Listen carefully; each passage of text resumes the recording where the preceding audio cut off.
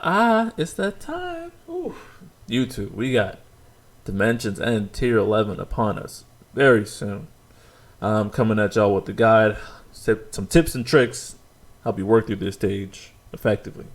Before we get started, I want to ask y'all to like this video, share it out, subscribe to my channel, and leave me a comment with the team you're hoping to run on the stage, or any questions really. I'll be around to answer. Now to get into the stage, Tier 11, the theme is magic resist, debuffs, and powerful single target attacks. So if you're thinking about bringing a magic unit that doesn't enchant themselves, I'd consider not. It's just not a good idea.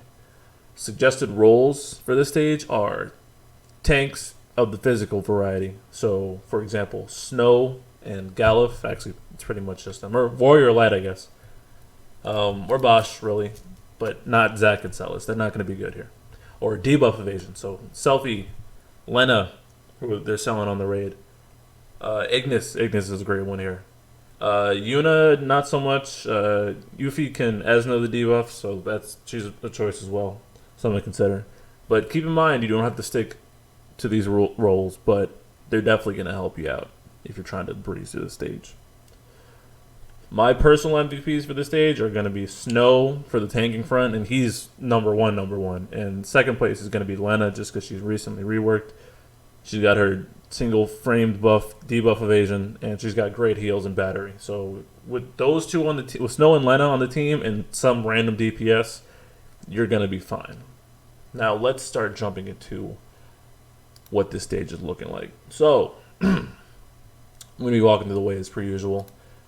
Here's a bit of a solid team, and by that I mean they got Snow as a tank, Selfie for debuff evasion and battery and heals, and they got Jack for DPS. So these first two guys are referred to as, actually I'm not even going to say it, but they're annoying bugs. I think it's Beelzebub. Don't quote me. Mostly single target attacks. Of course, I got the screenshot where they do it all attack. But the annoying thing on this first wave is that they can inflict confuse, single target, and AoE. And when you're confused, you're going to either brave attack or HP attack. You won't use any skills. You basically lose control of your character during that turn. Also, as they get weaker, they start targeting AoE, and then they can also AoE dispel generic buffs as shown there, or they can do this AoE HP, brave plus HP attack, while also still inflicting confuse. Very, very nasty. The best way to deal with them when they're targeting all per usual is to make sure your batteries don't get broken. If you do get your generics dispelled, that's workable. It should be workable. This is the first wave. You can easily apply your debuffs, but apply your buffs, I mean. But if you get broken, there's just a greater odd of you getting wiped. So just take it easy if you're about to get all attacked. Otherwise, this is a pretty solid wave. I'm going to mention here that none of these bosses in these waves enrage, so feel free to focus one down over the other just to make your life easier. They also give themselves attack and defense up when they're targeting themselves, and this move has high turn rate, so you might get surprised if they start buffing themselves to just brace for impact on there as well. A tank will largely eliminate the stress on this wave. I'm going to keep saying that probably every wave because they're really pushing Snow here. He's my MVP for a reason. All right, let's continue. Next wave, you got the... honestly, I don't even think I know how to say any of the bosses on this fight, but let's keep going. These guys, Rafflesia, I think. Don't quote me on that pronunciation either. This guy is single target, so he can't enrage, obviously.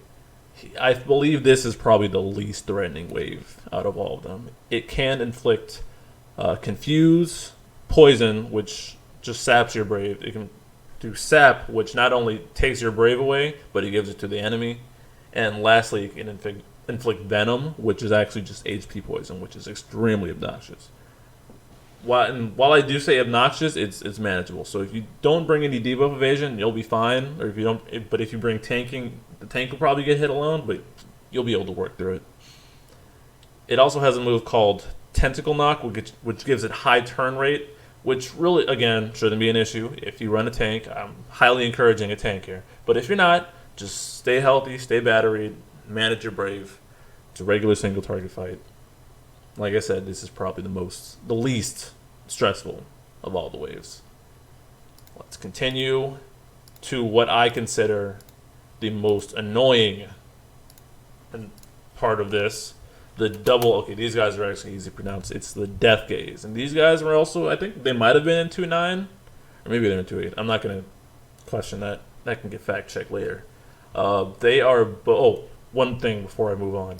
These guys are stone resist, so if you bring in like Gao or Ishtola or somebody who does stone, like 3 characters, that might be a problem there. Anyways, these Death Gazes, again, they don't enrage, so feel free to focus one down over the other.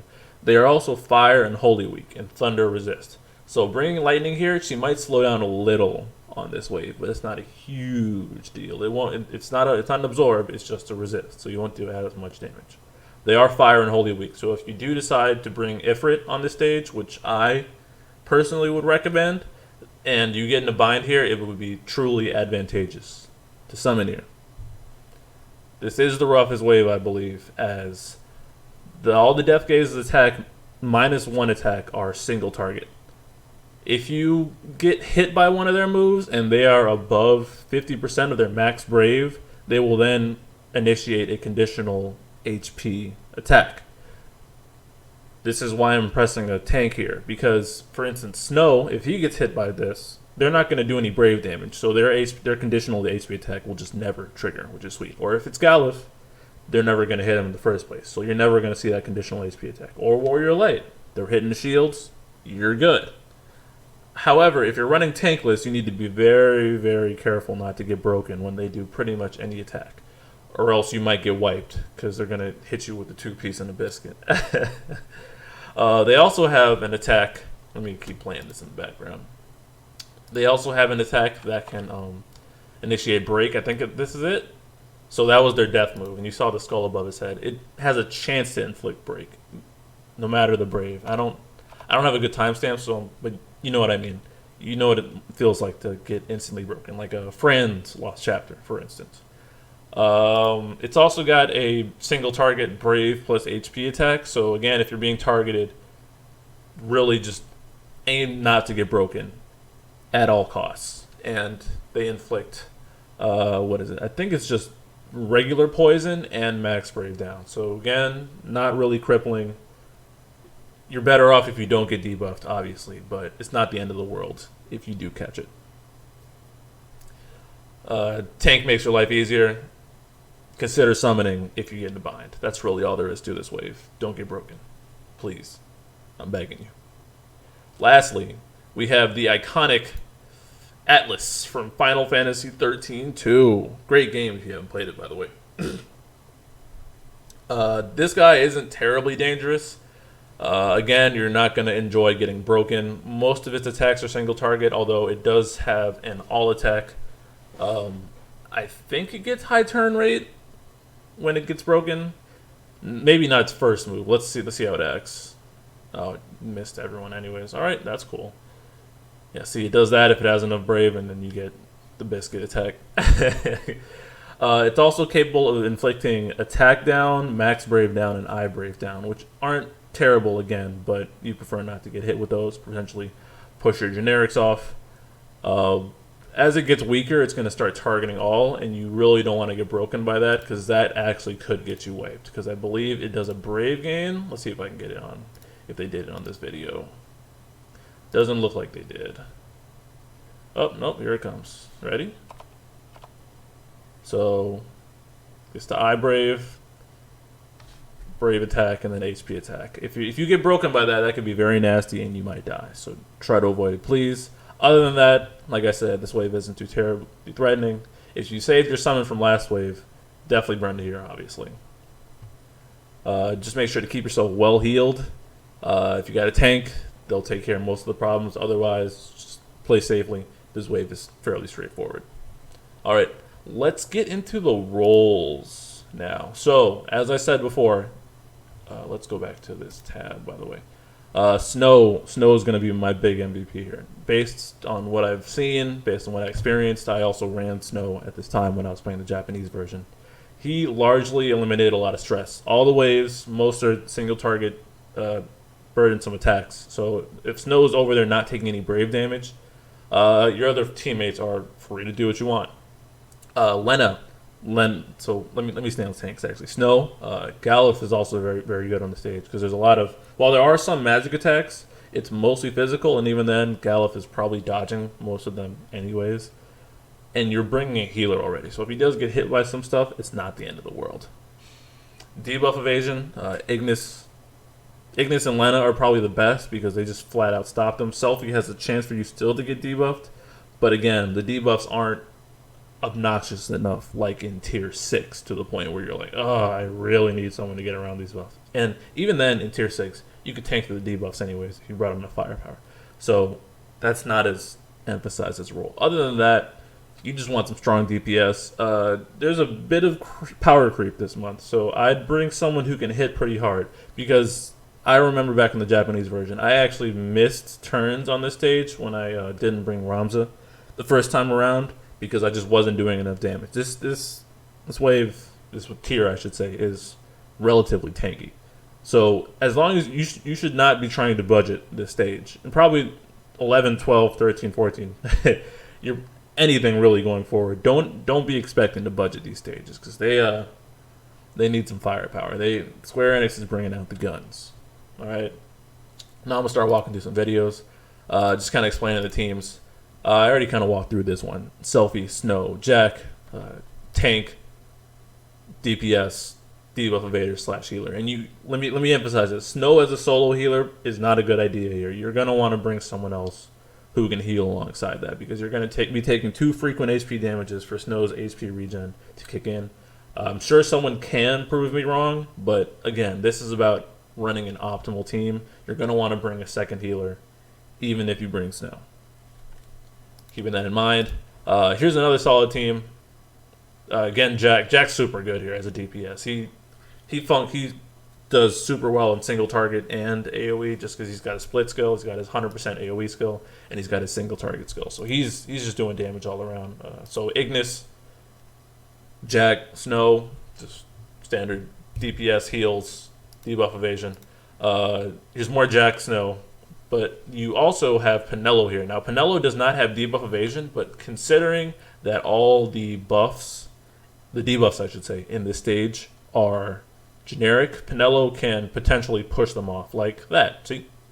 Very good. Now Snow's no longer confused.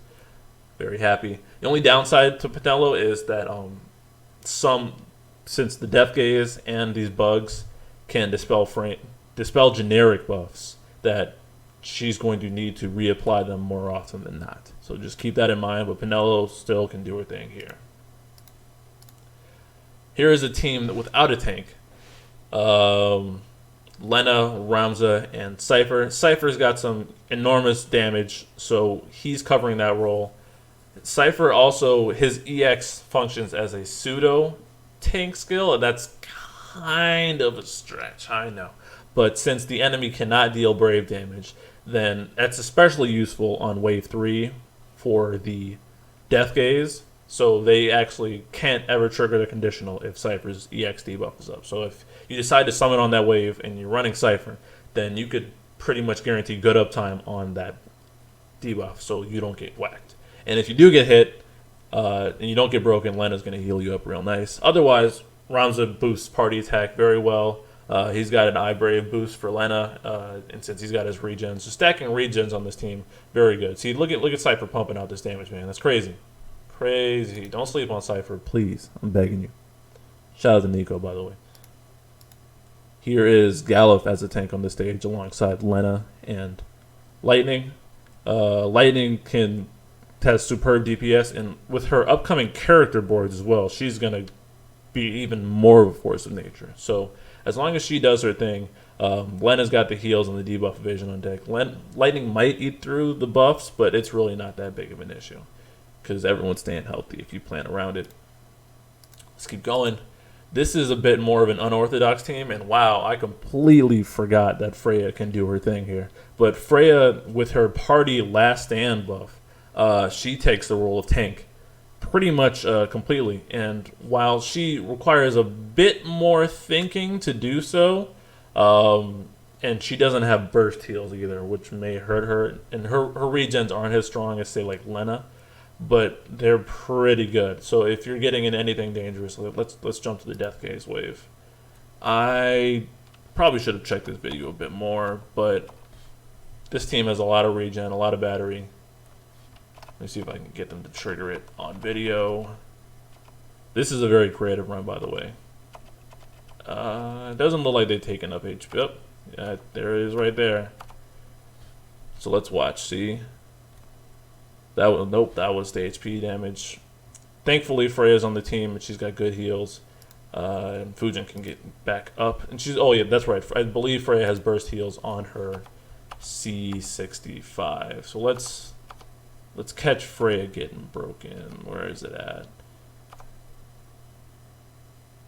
So there's that. Max Brave and the poison.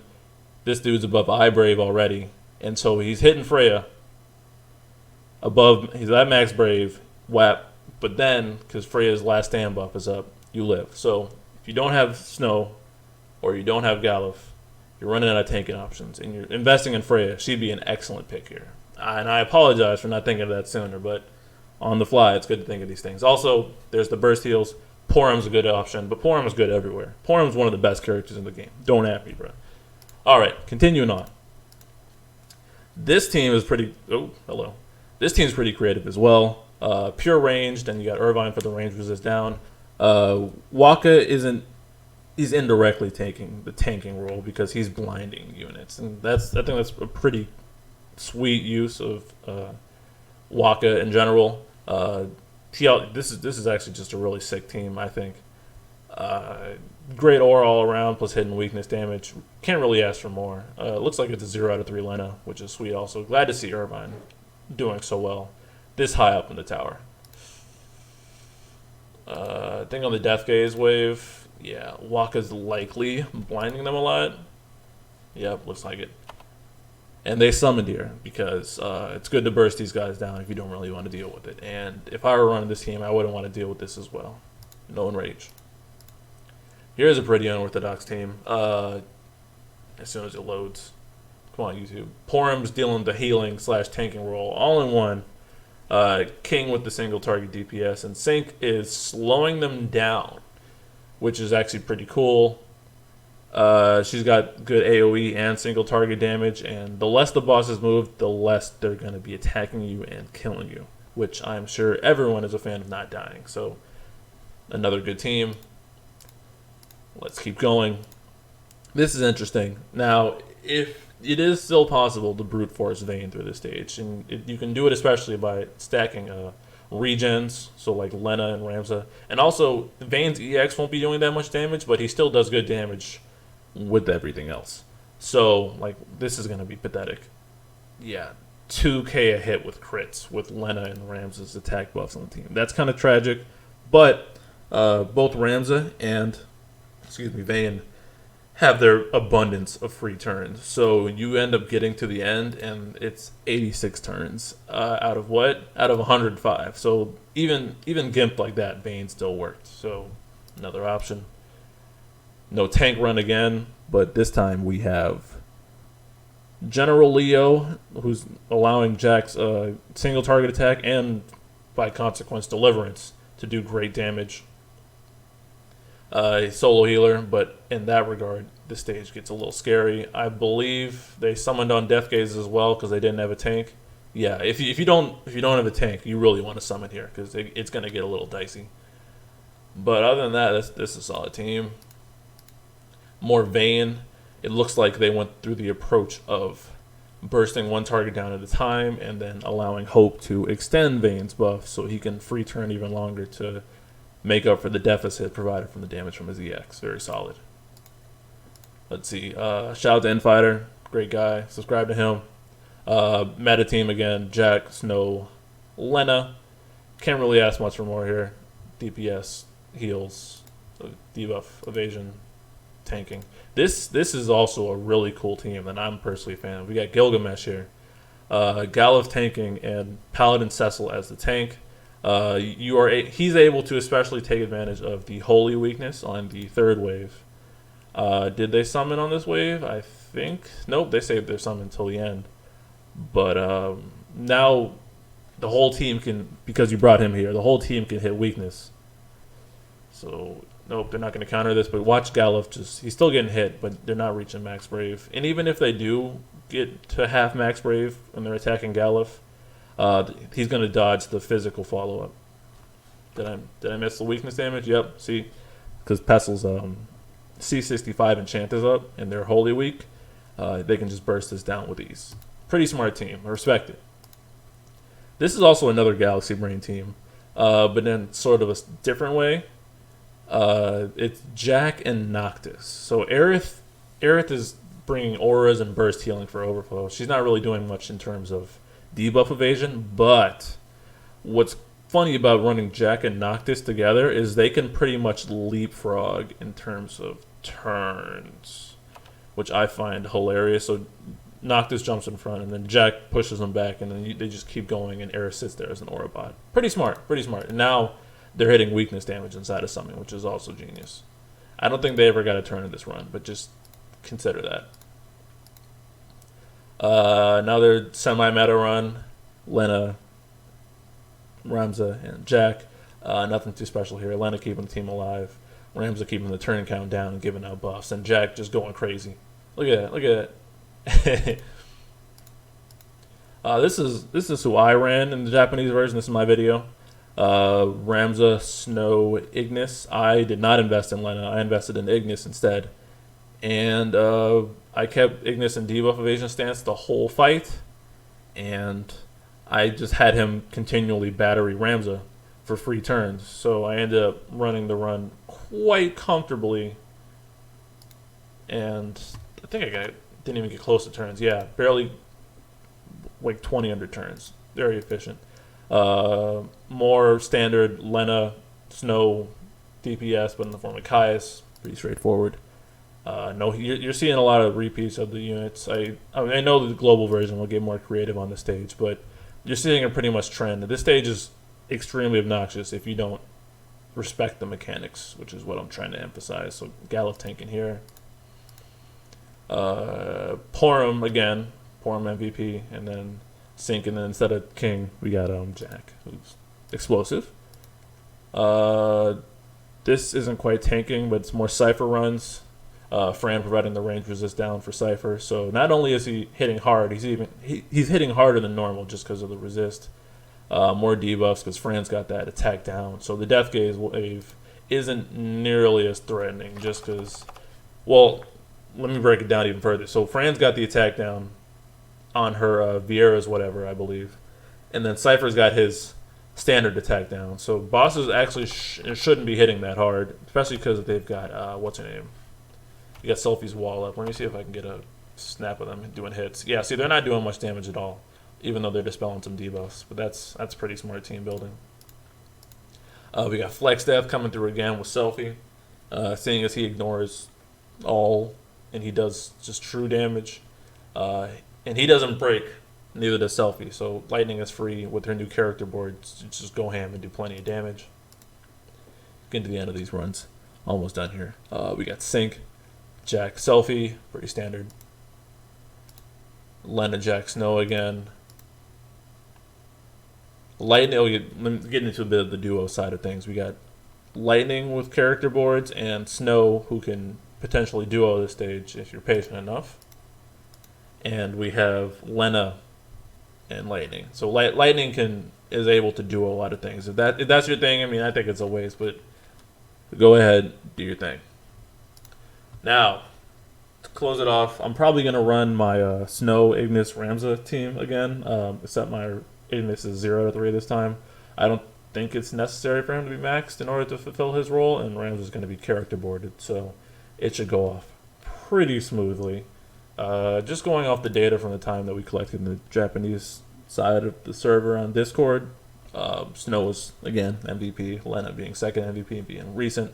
Ramza just keep turns down, party buffs. Jack having insane DPS. From there, if you haven't used Leo already, consider doing it, because I don't think he's going to be able to go up beyond any stages for this until he gets character boards, which is going to be a long time away. So if you haven't used Leo in tier 10 or tier 11, he's probably going to ride the bench. Just keep that in mind. Ignis for the debuff evasion. Vayne still has his free turns. Warrior Light can tank. Porom can tank. Sephiroth just DPSing. Waka relatively recent. And this is my screenshot of when the stage came out at the time. But here, Lena ended up taking tie in usage with Snow. Ramza was slightly behind that. Jack DPSing. I mean, really couldn't put him anywhere else. Ignis, Leo, Warrior Light, Pinello up there, Vayne, Waka, Cypher. So relatively units that released around this time. So that's pretty much what I wanted to get across. Some interesting teams. Tifa, Aerith, Porom. Looks like just launching in batteries. Hope, Papa, Caius. That one surprises me. Papa's foul isn't going to be very effective, but Fred made it work. But Fred's a beast, so keep that in mind. Lightning, Leo, Warrior Light, Tifa, Aerith. I'm looking at tier 10. Okay, no wonder. Lena, Vayne, Snow, Lena, Snow, Lena. Seeing her all over the place, man. Galuf, Snow, Lena, Fran, Tifa. That's just a tag downing. Ramza, Snow, Ignis. Seeing a trend here. So yeah, that's about all I got. I'm gonna ask y'all again to like and subscribe, share this video out, hit me up in the comments for questions. Otherwise, leave a comment saying who you're trying to run on this stage. This is probably the precursor. I think this stage is kind of nasty, but it's tier 12 and 13 and 14 are extremely nasty, and there's going to be a bit of power creep coming in the next couple months, especially right before LD era. So don't think you can just not pull anything in these months, because everything is good. You're going to want to get a recent roster up to date, so keep that in mind. But on that note, I hope y'all are staying safe and have a wonderful rest of your day. Peace.